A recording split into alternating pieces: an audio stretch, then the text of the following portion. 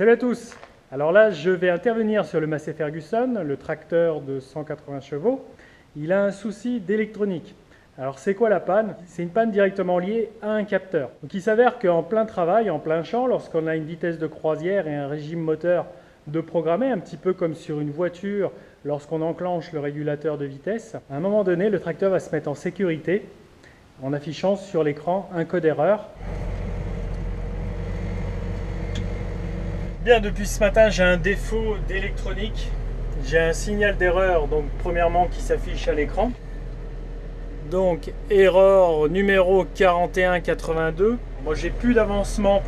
Là j'étais en marche arrière, donc le tracteur est bloqué sur la marche arrière. Là je lève l'embrayage, il va en marche arrière. Moi j'ai la haie derrière.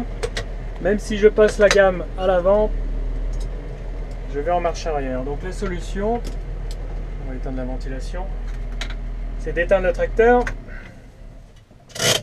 Frein à main, on va mettre en gamme neutre. On va redémarrer le tracteur.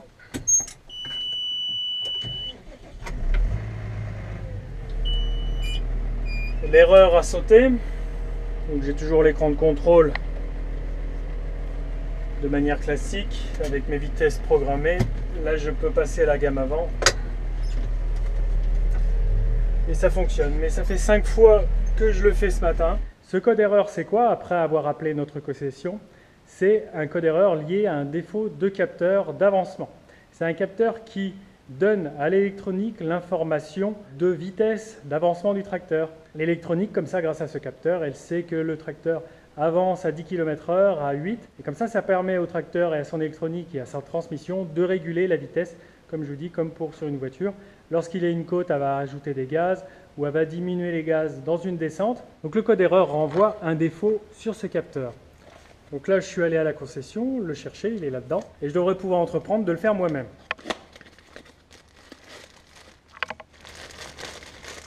Donc c'est pas plus gros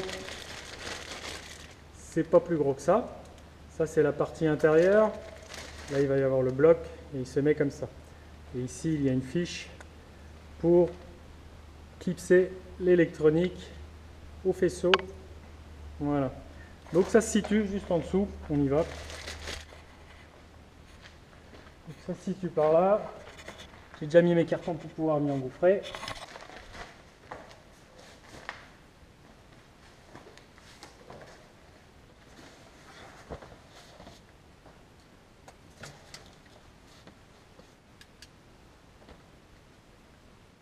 Donc le capteur, il se situe ici, c'est tout ça. Donc là, il y a 2 vis, ça doit être 2 clés de 13. Puis on va déficher ici.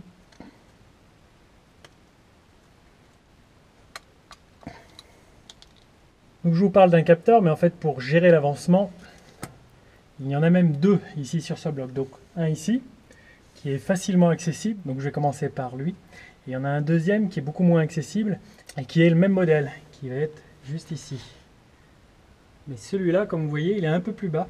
Donc il va être un petit peu dans l'huile, dans le bain d'huile ici, qui est dans le bloc de transmission. C'est exactement les deux mêmes modèles. Donc si après avoir changé celui-ci, il s'avère que le problème persiste et que l'erreur réapparaît, je remettrai donc celui-ci que je viens d'enlever, je remettrai donc le vieux et j'entamerai la réparation de celui-là d'en dessous. Donc j'ai une chance sur 2 que ce soit celui du haut. Et le code erreur depuis la cabine ne donne pas l'information duquel des deux est en panne. Chercher les clés qu'il faut. Clé 13.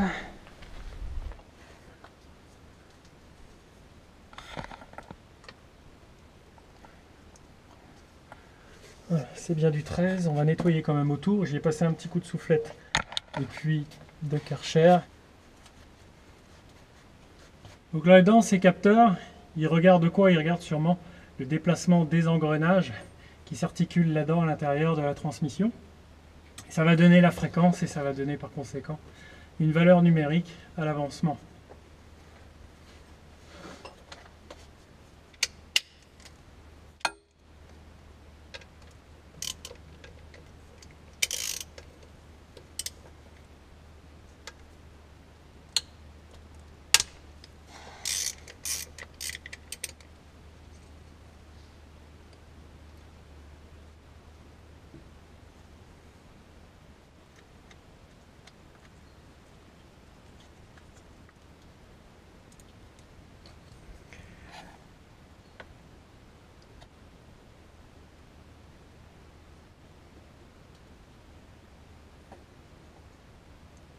petit peu d'huile dessus, ça a l'air normal. Donc là, ce qu'on voit de couleur marron, c'est du joint. Donc voilà, c'est un joint, c'est sous forme de pâte, c'est liquide au début et quand ça sèche, ça fait un peu comme du silicone. Ça devient dur comme ça et ça joint. Donc là, je vais le décaper, l'enlever. Et puis ensuite, je vais nettoyer le support et remettre de la pâte et le capteur neuf. Donc ça a besoin d'être bien jointé entre le capteur et le bloc pour que l'huile qui est à l'intérieur ne saute pas et ne sorte pas. Voilà, ce qui fait office de joint.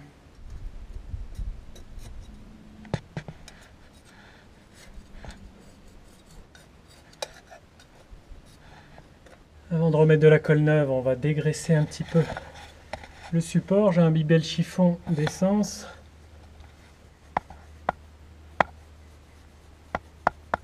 Ce joint universel souple, malgré que le pot soit vieux, à l'intérieur c'est encore hermétique, c'est mou.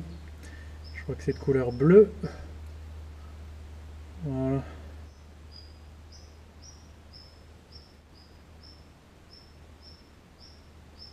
Alors, on va mettre tout le tour. On va en mettre un petit peu sur le capteur.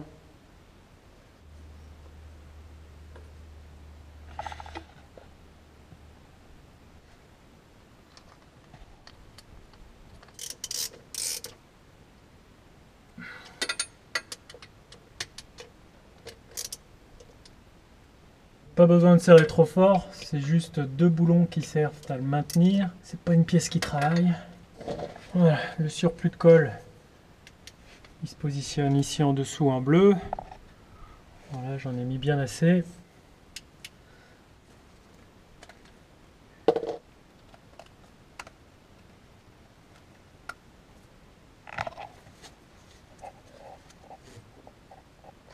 J'essaierai de le démarrer tout à l'heure.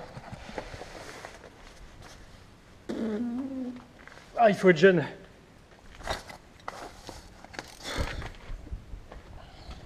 Je vais quand même donner un coup de contact pour voir s'il n'y a pas un code erreur qui s'affiche à l'écran tout de suite. Ça, c'était le coupe-circuit. Je remets donc l'électricité.